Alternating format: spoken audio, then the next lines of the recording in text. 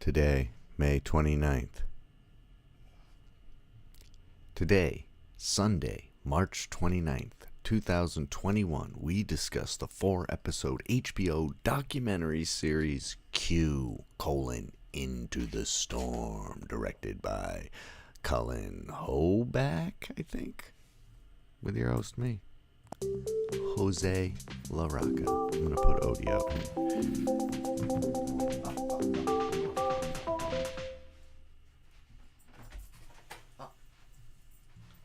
You gotta make a decision. Up or out. There you go. Okay, yeah. Professional start to the show. Alright, so yeah, this is the QAnon documentary that is on HBO Max right now. It's 4 episodes. In terms of quality of a documentary, I would say it's mediocre. It's not structured very clearly. It kind of jumps all around in that way that I usually complain about with documentary series, where they're doing it to try and string you along and pull you along with the narrative. In this, it doesn't seem too bad, because it doesn't seem as exploitive because people aren't dying. But then by like the 3rd or 4th episode, when it's having like a real world impact, it starts feeling more exploitive, because we're starting to deal with like mass shootings and just really bigger things, and it starts going, oh well, now the way you're playing it, like this kind of kooky mystery, is starting to not be the right tone. So, yeah, better organization would be good. But in terms of a kind of introductory lesson onto what all of this stuff is, which a lot of it I didn't know, and I'm someone who spends a lot of time on the internet, but not really that part of the internet, and I'm also not incredibly political. I mean, when we have a Nazi rapist as a president, I get upset about it, but otherwise I don't really think about it too much. That was a reference to Donald H. Trump. Is it H? Donald Q. Trump. Anyway, so I didn't know too much about this. So there's a lot of terms that you get to learn in the first episode that I think are important for people to like understand, because this is genuinely a thing that's happening in our world. But being red-pilled is like, from the Matrix, is opening your eyes to the idea of Q, who's essentially a person or group of people who started dropping what are known as Q drops, initially, maybe I'll get this wrong, but initially I believe on 4chan, which is just a message board. So for anybody out there who doesn't know any of this internet stuff, it's just a forum where you can discuss all different things. Probably the most popular one is Reddit, because it's heavily moderated and it's clean, So some would say, hey, that's not free speech, man, if you're taking down my Hitler propaganda, But Reddit's like, okay, dude, go somewhere else. We're fine. We're fine just having boards about knitting and kittens and synths and people falling off jet skis. And like, I know that there's a slightly darker side to Reddit, but it's not horrific by any means. So then that kind of births 4chan, where things are less regulated. And then that gets kind of nuttier, and they get some regulations, and it eventually births 8chan, which has no regulations at all, and all posting is anonymous. So using these triptychs or something crazy, I don't know, so that you can't follow your IP address, which is basically like your phone number, your computer's identifying phone number thingy. So, and doxing, I knew that term before, but that's where this came up. That's where you like expose somebody, like where they live and all their real information, as opposed to their, you reveal their internet identities, IRL person in real life. So, these Q drops would have kind of cryptic information that seemed to be inside the government, potentially close to Trump. he claims to have Q level clearance into government issues, and so he starts posting all sorts of things, and people like all sorts of conspiracy theories things really kind of dive into it and pull it all apart and create, Q supporters that feel that that via Q drops they're getting the real information as opposed to all the fake news, and that there's a cabal of liberals who eat babies, and just all it gets so out of hand in terms of how how disruptive it is. It seems kind of harmless and fun at first. It's like a game, but then it really, start pitching the supporters against the debunkers, and they both seem kind of nutty, and you're like, oh my god, like, this is getting out of control. And then there's, the real world implications that we start seeing near the end of the series, which is, not only the election of Trump, but, building all the way to, January 6th, and, the kind of storm on the castle. It's certainly a fascinating story. It's an upsetting angle of like the negative powers of the internet, which we were talking about recently. With what did we watch that kind of showed that? Let me go back a few here. Maybe. No, not that. I'm gonna sneeze. I can tell. Excuse me, jeepers creepers. Anyway.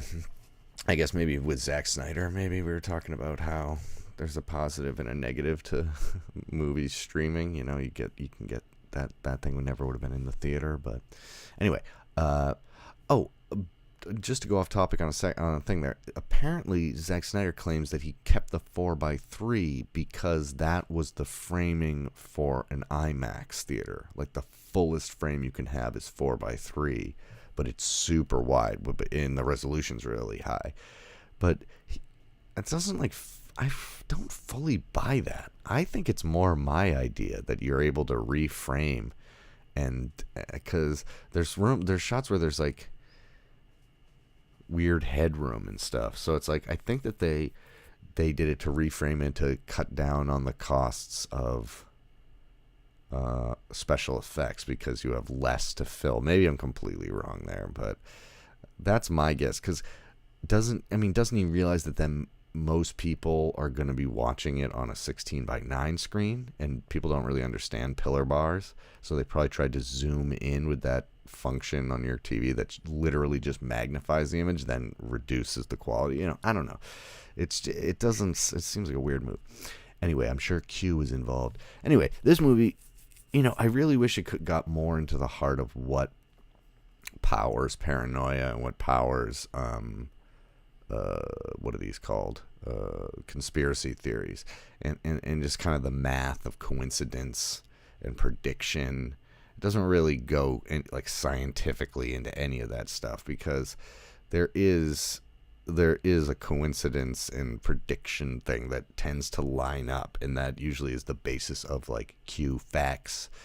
But the story has lots of interesting characters. There's a guy named Frederick. I should know his last name. He created 4chan originally and then sold it to Jim and Ron Watkins. But Fred is he's in a wheelchair. He has a glass bone syndrome, and it's really interesting. He seems to and so what the majority of the second episode, the first one's kind of setting everything up, letting the Philistines on this issue to understand what all of this is, and the people you might know like InfoWars and Alex Jones and John Corsi, it's kind of connecting everything that you might have seen on TV and kind of exposing people who are not savvy to internet culture, or at least the dark aspects of internet culture. That's what the first episodes are. And then episode 2, you believe in coincidence. That's what that episode's called. The first one is Calm Before the Storm. And really it kind of discusses the positive and negatives of anonymity. That's where anon comes from, the first 4 letters of anonymous, which I didn't know. And then Q is the character, so it just all gets mushed together, QAnon.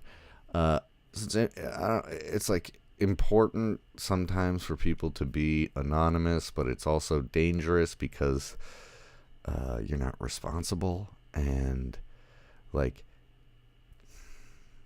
if you like saw a lot of these people in person, your just gut animal instinct would be to not trust them. But once you put a mask over them, the mask of the internet, it changed. You would like, you know what I mean? Like, if you met the people and you talked to people, you would like, you would never hire them or do business with them or have a beer with them for more than like 10 minutes. You'd be like, okay, this guy.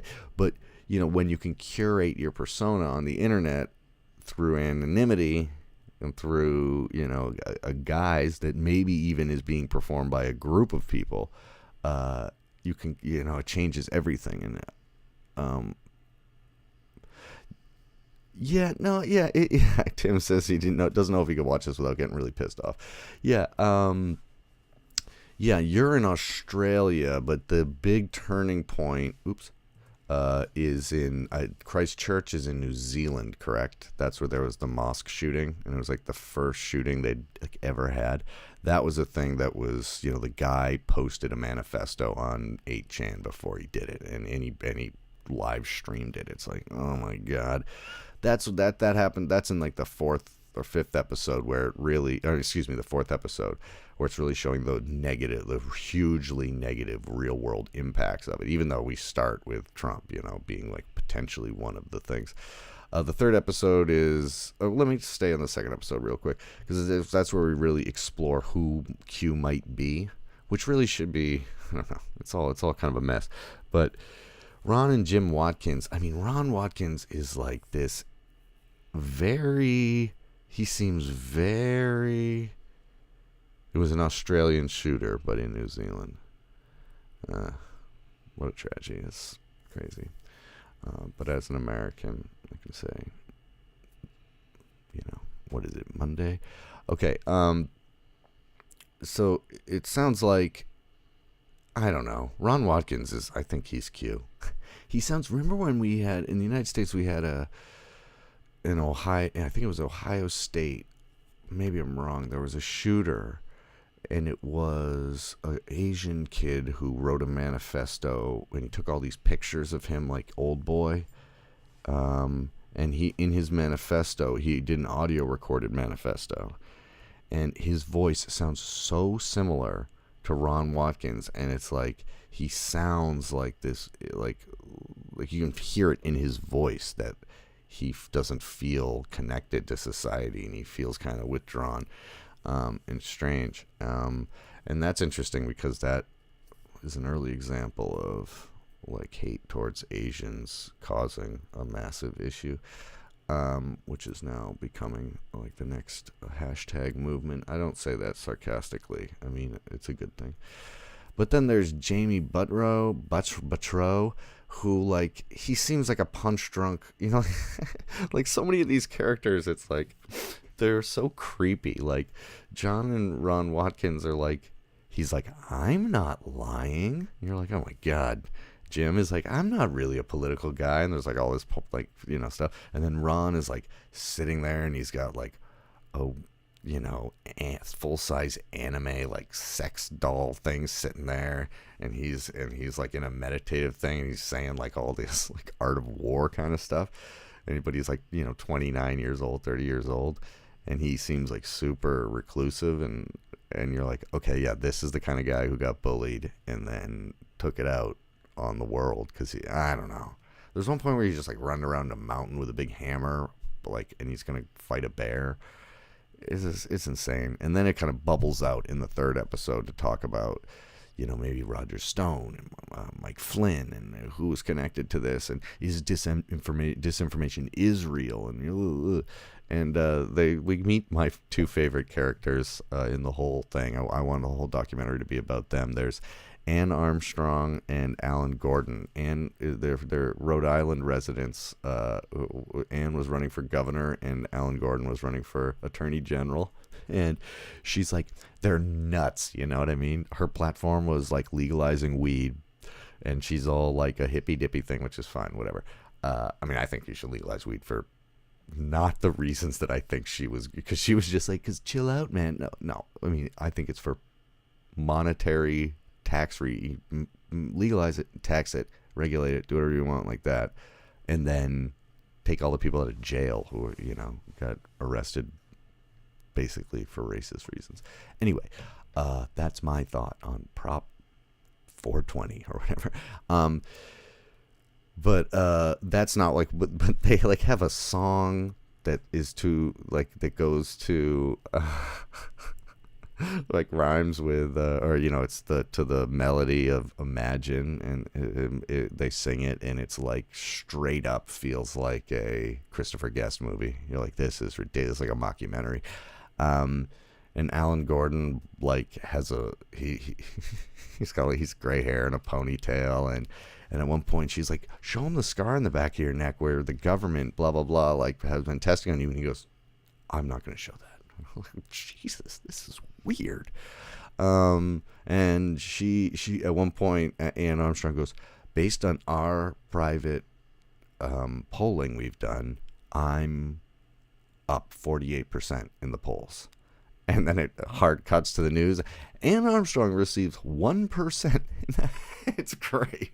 It's so funny. It's like cut like a comedy. But anyway, the movie itself, the whole documentary is kind of a mess. I don't think it's only worth watching if you know nothing about it. So I got some value out of this, and the idea of Q, and it's actually a character from this Luther Blissett book called Q that was like a book about a spy who like leaves all these crumbs in the government, from the government, and so it's like kind of based on that.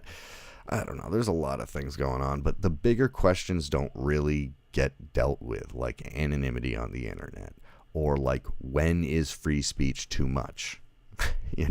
I mean, it skirts those issues, but it doesn't fully examine them from all angles, I don't feel like. And ultimately, what my theory was from this is that it started out as kind of maybe even a real thing that then gets out of hand and switches hands to like a Fight Club. Like you create this Fight Club, and then before you know it, it's out of your control, and then there's all these space monkeys running around, all these cells separate from you. And then I think that like the popularity and mainstreamness of Q made it a business move to like get it onto 8chan to bring popularity to that website, because it's always for money. It's not for like satanic baby eating and like all that eternal life shit. It's not that. But what it really made me think is there's no Q without you. Q exists in the mind. I don't know. Okay, let's play a little music. I'll make sure you can see Odie. Okay, let's see what happens here.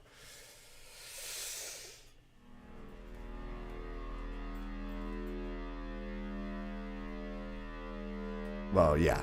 All right, so there's a Louis Theroux, however you want to say it, Theroux, I've heard it said, documentary on Q supporters that goes really in depth.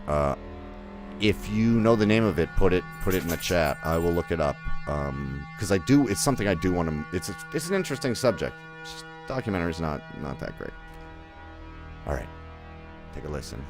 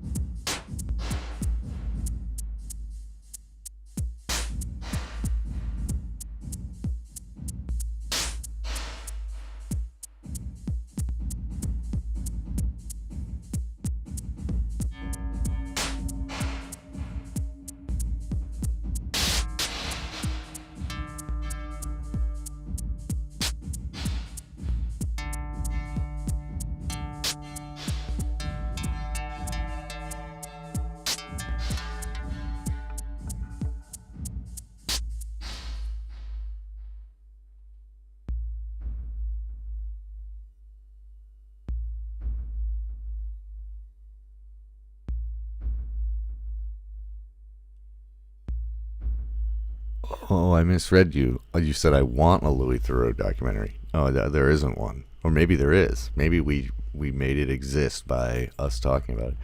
Thank you. I'm still not.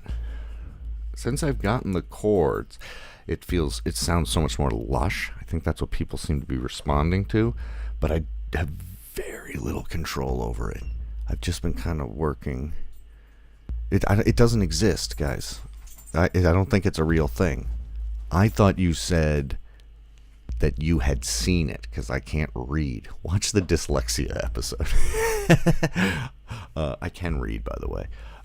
In fact, I think maybe I'm going to read Moby Dick entirely online to you guys. What do you guys think about that? Okay, anyway. Yes, my neighbor on my birthday gave me a whole bunch of stickers to decorate my synth with. And I keep putting them on and then taking them off because I was like, I don't want to be all corporate. And I don't think Bernadette's going to stick. We need to come up with a better name. But I was thinking Natalie Portman. Okay. Okay. I'll talk to you guys later. Have a nice day. Remember,